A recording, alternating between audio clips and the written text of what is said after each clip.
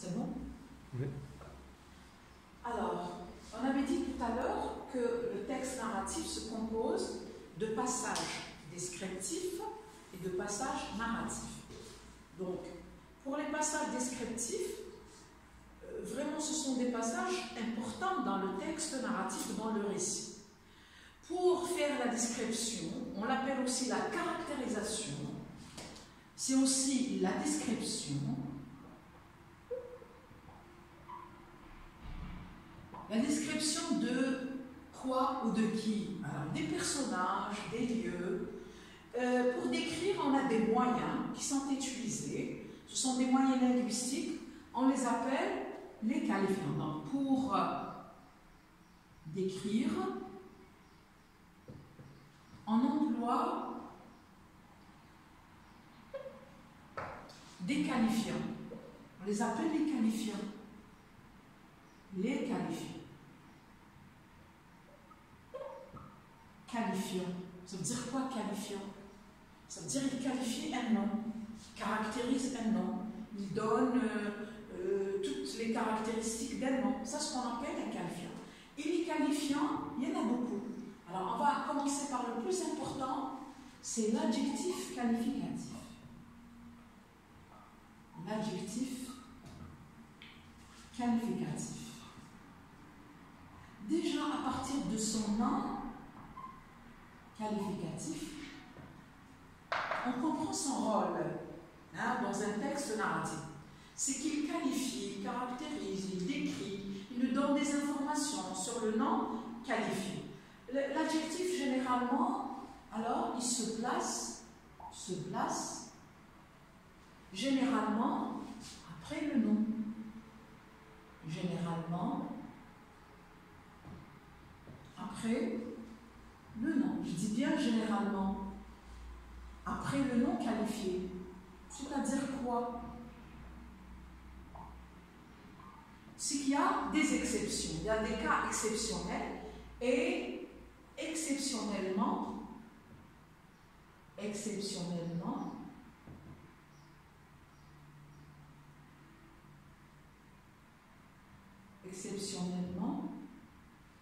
avant le nom, tel que bon, mauvais,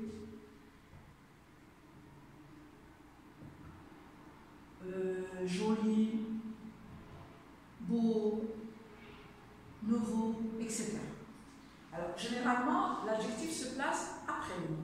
Je dis par exemple, cette maison est belle. Mais je peux dire une belle maison, beaucoup plus, c'est mieux, d'accord? Donc c'est avant le nom. Vous avez aussi, pour l'accord, cet adjectif, il s'accorde avec le nom en genre et en nombre. Avec le nom, pardon, avec le nom en genre et en nombre. Ça veut dire quoi? C'est-à-dire que dès le primaire, vous avez appris c'est quoi le genre, c'est quoi le nom. Ça veut dire la nature de ce mot, est-ce que c'est féminin, est-ce que c'est masculin, le nombre, est-ce que c'est pluriel, est-ce que c'est singulier. Donc l'adjectif toujours, si le nom est féminin, il faut qu'il soit féminin. Si le nom est masculin, l'adjectif aussi, il faut qu'il soit masculin. S'il est singulier, il est singulier. S'il est pluriel, il est pluriel. Donc l'adjectif qualificatif, qu'est-ce qu'il fait? Il caractérise le nom, il s'accorde avec le nom, d'accord? Il se place généralement, ça veut dire d'une manière générale, après le nom, sauf dans certains cas qui s'emploient bien sûr après le nom, ou avant le nom, pardon. Donc, il y a des exceptions. Pour décrire une personne, généralement, parce qu'on parle du texte narratif, il y a ce qu'on appelle la description. Donc, il y a deux descriptions. Alors, on a la description de l'aspect physique, et la description de l'aspect moral. Moral. Alors, je vais vous donner des exemples sur l'aspect physique et l'aspect moral. Pour une personne, il y a toujours un côté physique et un côté moral, ce qu'on appelle aussi trait de caractère. Alors, pour l'aspect physique, vous avez par exemple grand, petit, maigre, d'accord? Maigre. Alors, pour l'aspect, ça c'est l'aspect numéro A, l'aspect numéro B, voilà. Pour le A, l'aspect physique,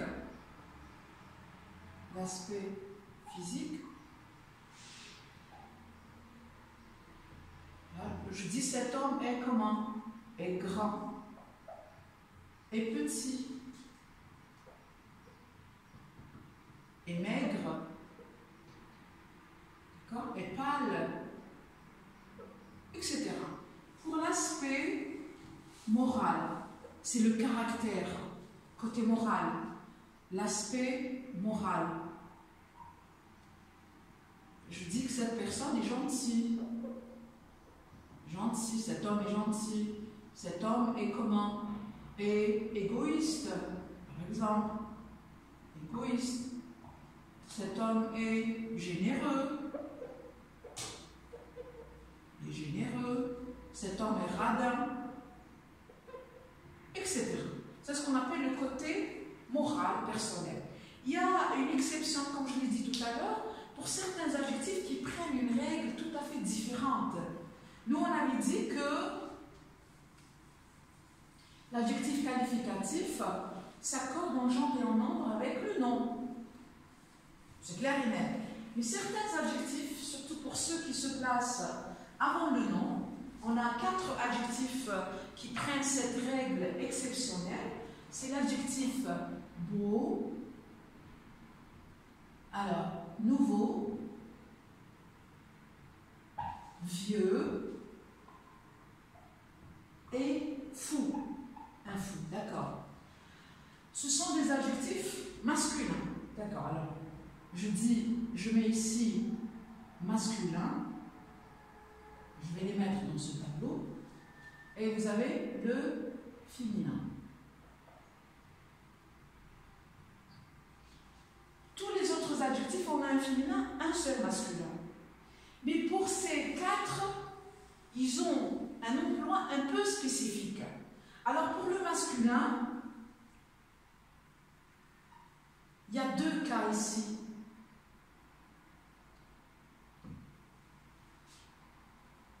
Alors, on a ici, bien sûr, avant une consonne et avant une voyelle ou bien le H muet, plus H muet. Alors, je prends ici beau.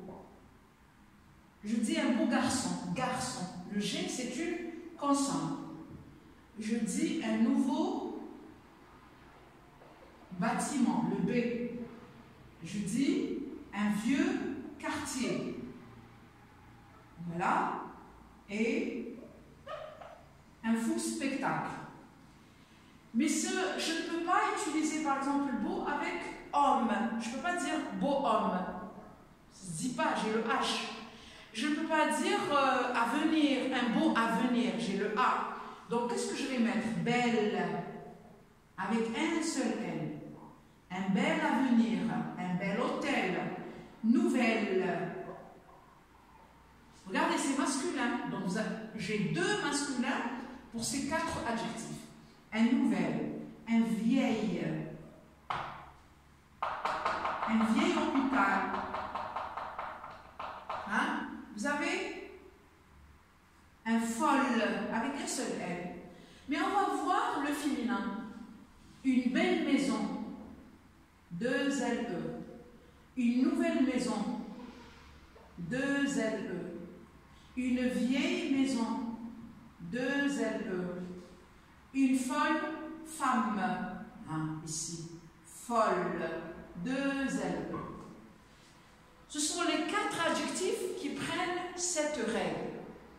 Mais sinon les autres, ça dépend. J'ai le féminin, j'ai le masculin. Il y en a qui se terminent par le S, E, il y en a qui se terminent par le CE. D'ailleurs, je vous ai donné des applications que vous allez voir tout à l'heure. Et j'ai insisté sur ce cas exceptionnel parce que ça, la plupart des élèves se trompent sur ces 4 adjectifs. Donc, j'ai 2 masculins pour le même adjectif. Et j'ai un seul féminin. Pour les autres, j'ai un masculin, j'ai un féminin.